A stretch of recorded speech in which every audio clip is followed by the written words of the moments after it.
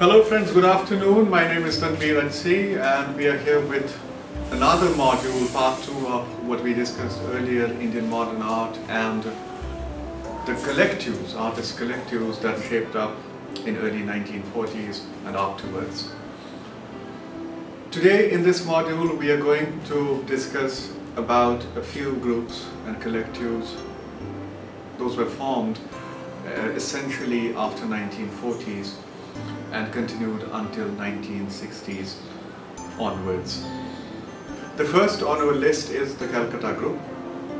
2 years after the demise of the legendary artist Amrita Shergill in 1941, she died at the age of 28, a group of 8 artists in Calcutta, thinking in the similar lines, formed the group in 1943. In their manifesto, they summarized their views as, and I quote, "The guiding motto of our group is best expressed in the slogan, art should aim to be international and interdependent."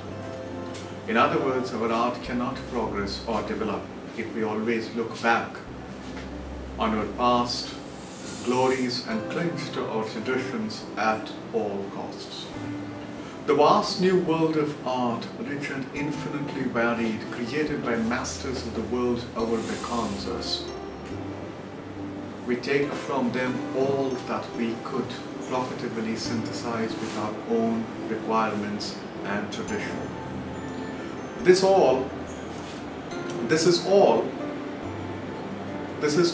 the more necessary because our art has stood still since the 18th century.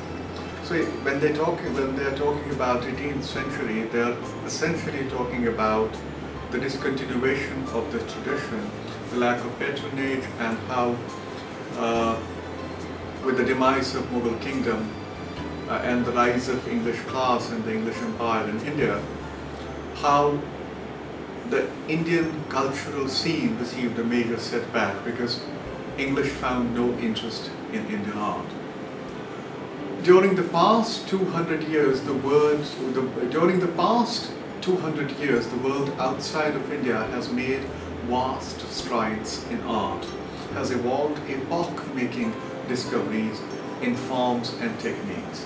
It's therefore absolutely necessary for us to close this hiatus by taking advantage of these developments in the Western world. Unquote. The founding members of Calcutta Group included Nirod Majumdar, Shubho Tagore, Gopal Ghosh, Paritosh Sen, Vidya-mitra, Pran Kishan, Pradosh Das Gupta, and Kamla Das Gupta. Later on, artists like Ram Tinker Baj, Govardhan Ash, Ambani Sam, Sunil Madhav Sen, and Hemanta Mishra also joined the group. The formation of this group, and we have already studied a little bit about this, historically can be situated amidst of the chaos and looming threat of World War II and the British Indian Bengal famine. Those were the crucial times. In a later published booklet by the group, the impetus behind the group is written as, "Man is supreme. There is none above me." This was the guiding slogan when the Calcutta Group was formed in 1943. Those were the dark days for Bengal. Famine and pestilence were then stalking the land. The barbarity and heartlessness moved us, a few young artists, deeply. We began to think, to search our hearts and ask ourselves which way.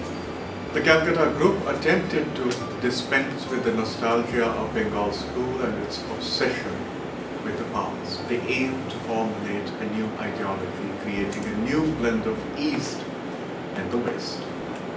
The group was instrumental in augmenting a new movement. For Pradosh Das Gupta, the time to preoccupy with gods and goddesses was over. The artist could no longer be blind to his age and surroundings, his people and society. It's noteworthy the group never attempted to create a propaganda through their art. In Gupta's own words, we never took a pledge to allow the path of social realism. All we want is to understand life and interpret it in terms of creative art. Indeed, we believe in humanism without any political binding or direction. The group held its first exhibition in 1945. 8 artists participated in it. They were Pradosh Das Gupta, Kamla Das Gupta, Vidya-mitra, Nirod Majumdar, Paritosh Sen, Pran Krishna Paul, Gopal Ghosh, and Shubho Dego. Although their individual stylistic approaches were different, the thread that bound them together was the shared and innovative outlook, an urge to shake off the traditional beliefs and enter the mainstream world of art. After 1953, most of the members associated with the group evolved their own individual styles, which became their hallmarks later on. But unfortunately, not much is known about their work. They produced as members of the group with a collective model. Historians and critics have not found enough documented material on the basis of which we could form an idea of the works created during the decade this group was active in Kolkata. Whatever has been said about their aims and objectives is based on very little remains of a few illustrations in articles or reviews in newspapers and journals of time. Mulkraj Anand, who saw the first exhibition of the group, wrote, reacting to their exhibition held in Bombay between 1944 and 1945, the art critic of the Times of India wrote, and I quote, Bengal has exercised a very strong influence on modern Indian art ever since Rabindranath Tagore and his followers inspired the Indian Renaissance movement some 40 years ago. We welcome this exhibition of the Calcutta Group, which brings to Bombay the first specimen of modern Bengal art since Jamini Roy's exhibition 3 years ago. The Calcutta Group lasted for nearly a decade. In 1953, the group had its last show in Delhi. From a very few examples that are available to us, both in the form of archival material and the works of the artists of the group from the time when they worked as collective, it is evident that the Kolkata Group genuinely set to break new conceptual ground and arrived at a different understanding of art. Our next group is the Progressive Artist Group of Bombay. We'll discuss Progressive Artist Group at length in the coming module, but right now we are going to briefly talk about the Progressive Group in general. We'll leave the individual artists and the members who were associated with this group for the next module, in which we'll talk, as I said, in detail about their individual lives and struggles as artists. The Progressive Artist Group PAG was formed in Bombay in 1947, the same year that India got independence from nearly 100 years of British rule on August 15, 1947.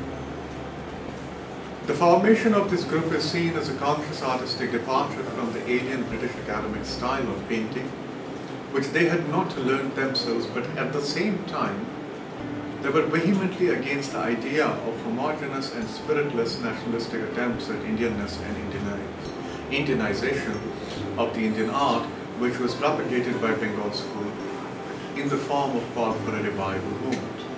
It was a stand against the then prevalent naturalistic art practice that was being taught at the art schools established by British in India. The artists of the Progressive Group rejected the British academic style of painting and chose to work themselves in modern European style of painting.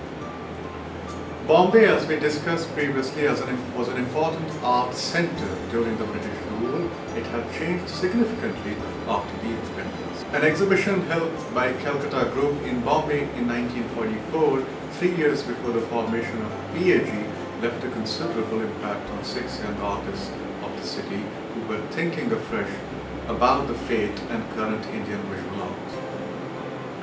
They comprised Francis Newton Souza, Krishnaji Haulaji Ara, Sayyid Haider Raza, Makbul Fida Hussain, Mariam Badas Gade, and Sadam Bakr. Taking inspiration from the movements that preceded them, a group of young men from Bombay, brimming with new ideas, formed the Progressive Artists Group in 1947. Its first exhibition was held in July 1948 in Bombay. Francis Newton Sura wrote the manifesto stating the ideology of the group. He wrote, "I don't quite understand now why we still call our group as progressive.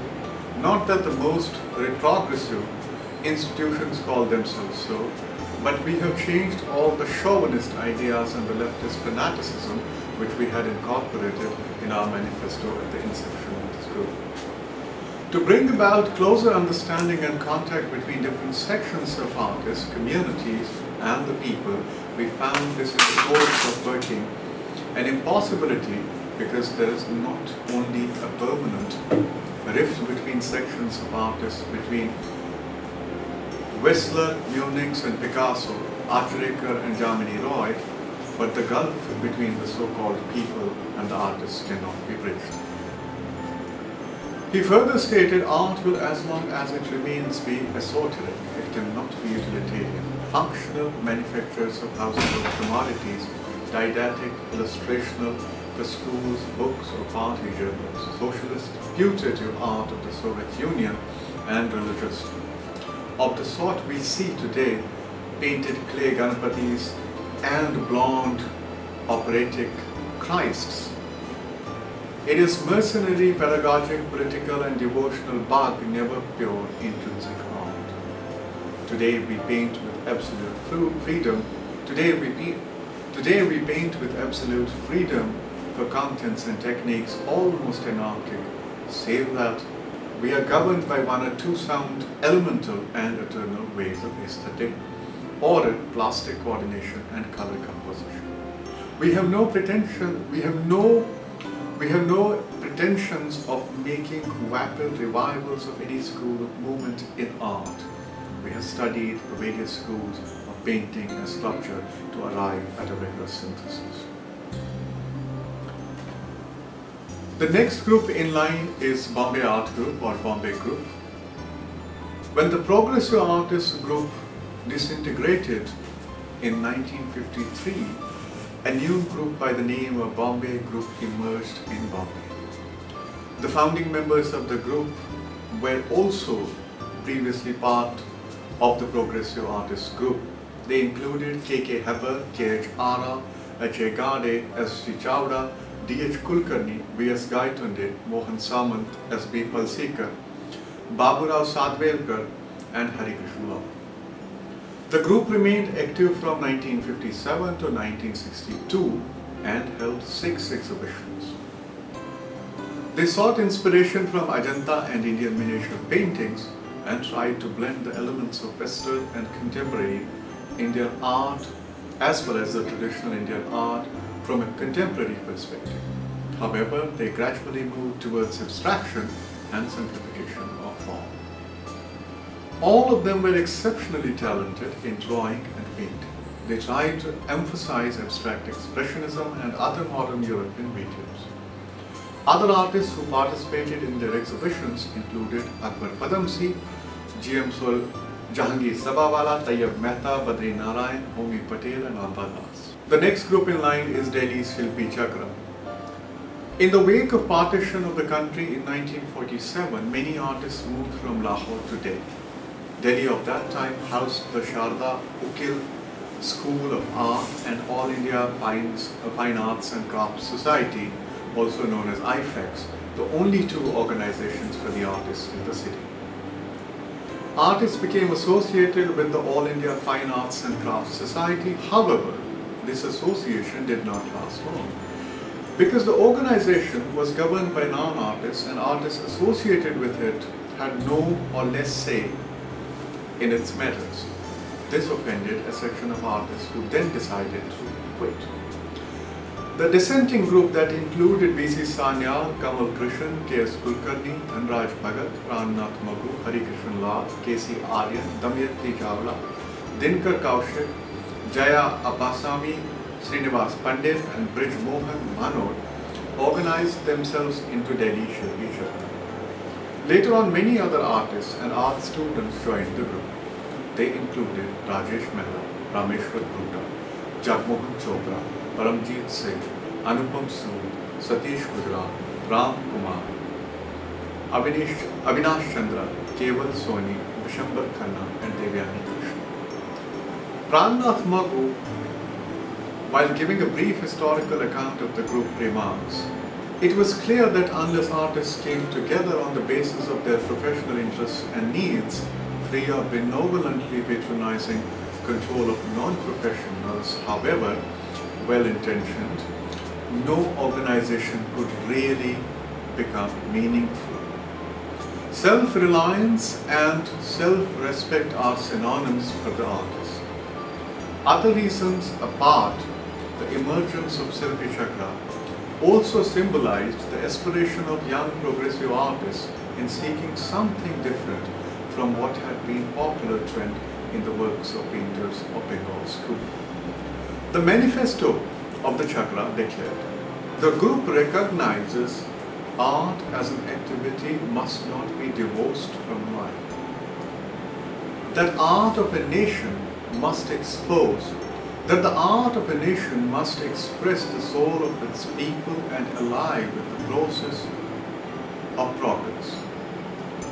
The group recognizes that the artists have to come together to work hard towards the progress of art and through art help building up a virile national culture and brighter life in the country.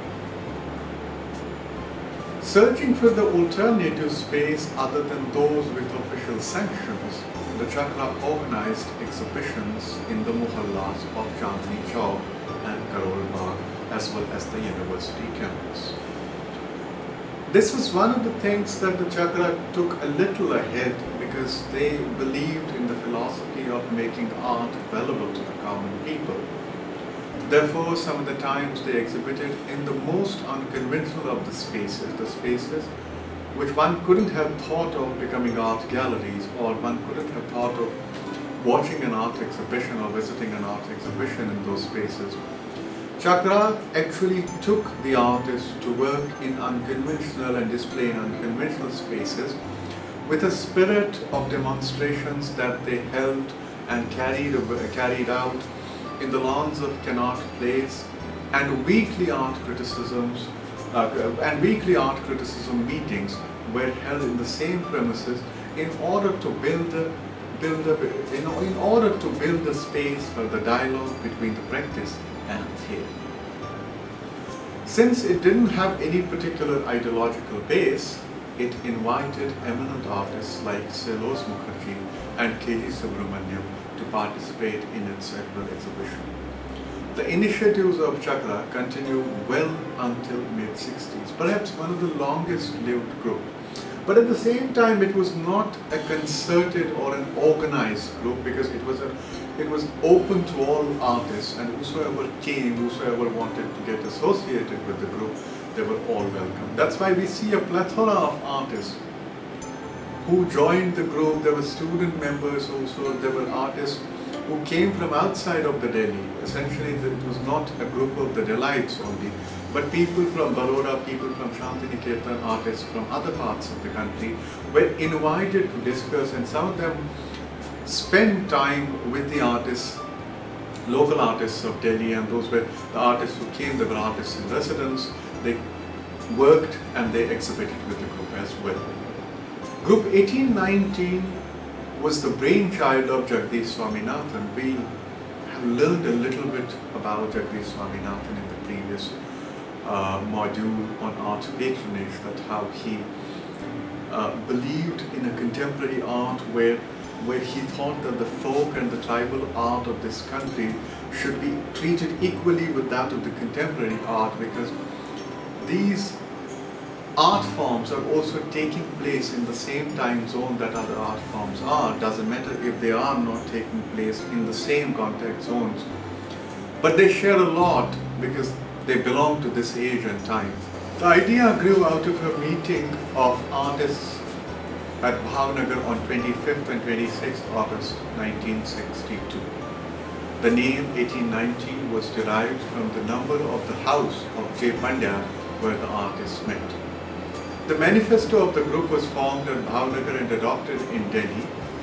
The members included Jairam Patel, Jagdish Swaminathan, Amba Das, Ghulam Muhammad Sheikh, Himmat Shah, Eric Bowen, Jyoti Bhatt, Rajesh Mehra, M. Redappa Naidu, Raghav Kaneria, Balkrishna Patel, and S.G. Nigam.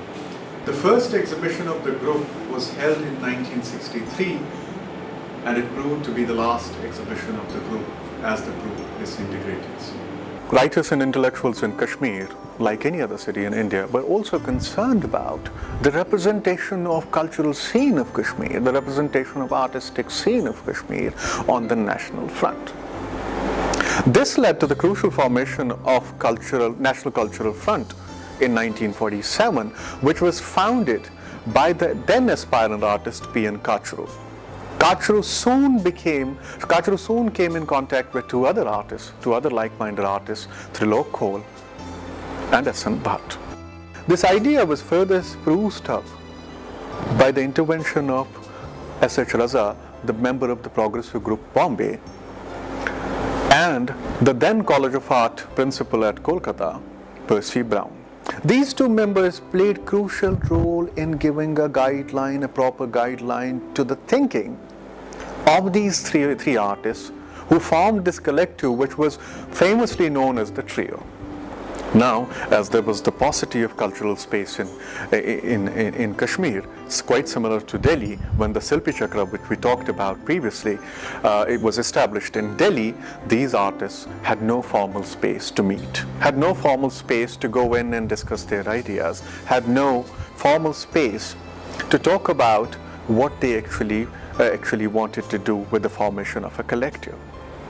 But at the same time, they would meet and walk alongside the river Bund of Jhelum, discuss the ideas. Their regular meetings, they regularly meet alongside the river Bund of Jhelum to discuss the ideas about art, to discuss the ideas of representation, to discuss the ideas of modernity, to discuss the ideas of progressiveness. Now, what these engagements culminated into was something very serious, something that had never happened before. They showed a serious concern about the stagnation and the limitation and the dry cultural scene that was prevalent in Valley for over 100 years. Now, what they aimed to do was to revitalize, to regenerate the artistic landscape of Kashmir. Now, going back a little bit to the aesthetic discourse, and as we all know, philosophers like Abhinav Gupta, Mahima Bhatt, Bhatta Lolat, Anand Vardhane, Shaimendra, and so on and so forth, had left us with a rich lineage of literature, of aesthetic theories, of theories on art, of ideas. But there was a certain cultural hiatus which was felt at the time of the beginning of the modernism in 20th century in India, when India was trying to look back on the Indian artists and the cultural intellectuals were trying to look back at the past of India, trying to look back at the cultural heritage, trying to look back at the artistic heritage. Remember when Nandlal Bose was visiting Ajanta times and again to copy the murals, to copy the techniques. When Abhinendranath was taking the references from the Mughal miniatures. When people in Shantiniketan, people in Calcutta were thinking about the idea of revivalism. In Kashmir also, they were looking back at the tradition, looking back at the rich past, looking back at what has happened in the history, in order to make some connections of the present with the past, so that come to terms, to come to consensus with an idea that could actually help in revising the so-called artistic scene of Kashmir. The group had its exhibition in Srinagar. It was visited by a vast majority of the people across all walks of life. It was open to everybody. They held an exhibition in 1949 in Delhi, which was inaugurated by Professor Humayun Kabir. The Kashmir found its first representation on the national artistic scene of India.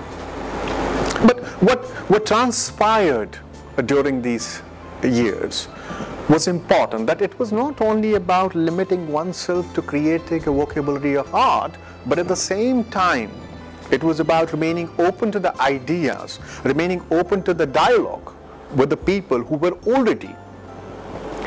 already engaged with creating a modern art of India, with defining the cultural sphere of India on the world cultural map. Interestingly, Trilok Kaul and Bhatt, and later on G.R. Santosh, they made it to Baroda to study in the famous MS University under the tutelage of N.S. Bendre.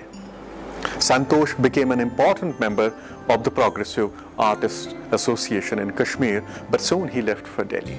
This association, however, it was short-lived, but one has to think about the foundation that it laid, the concerns that it addressed, and something that it opened up for the art scene of Kashmir, for the people of Kashmir, for the intellectuals of Kashmir, for the dialogic ability of the people of Kashmir, was unparalleled. What we learned about these groups is very crucial, and I will sum it up for you in few words. When we talk about the groups and collectives in India, when we look at the histories, the concerns, the ideations, the concepts the members of the group or the collectives came together with, they were essentially the concerns that were not devoid of thinking about the contemporary and the modern, the now and here. So what these groups helped in organizing, what these groups were instrumental in establishing, was a precedent, was something that had never happened before, as I said before, something that gave rise to the Indian art history, that also paved way for new thinking.